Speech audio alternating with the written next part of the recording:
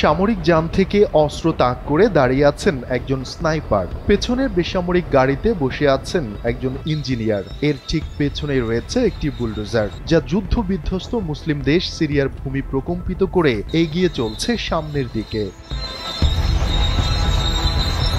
সিরিয়ার দক্ষিণ পশ্চিম প্রদেশ কুনেইত্রায় বুধবার ভোরে দেখা যায় এমন দৃশ্য।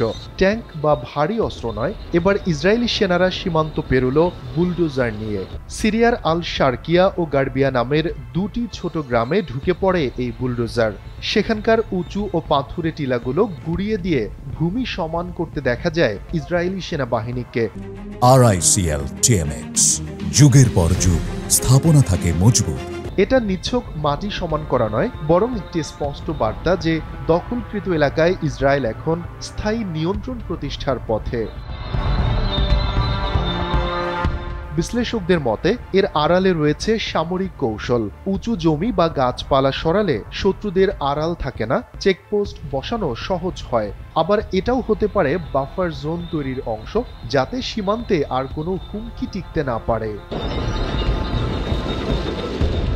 গেল বছর থেকেই কুনেইত্রার এই অংশ ইসরায়েলের দখলে। ডিসেম্বর 2024-এ হায়াত তাহরির আল শামস ক্ষমতায় আসার পর থেকেই তারা দক্ষিণ সিরিয়ায় উপস্থিতি আরও বৃদ্ধি করেছে। আকাশ ও নৌ হামলায় সিরিয়ার বহু সামরিক সরঞ্জাম ধ্বংস করে দিয়েছে ইসরায়েল, যেন এগুলো শত্রুপক্ষের হাতে না পৌঁছাতে পারে।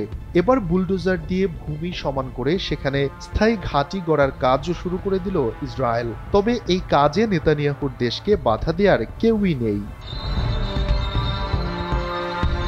শফিকুল ইসলাম শান্ত, NPB।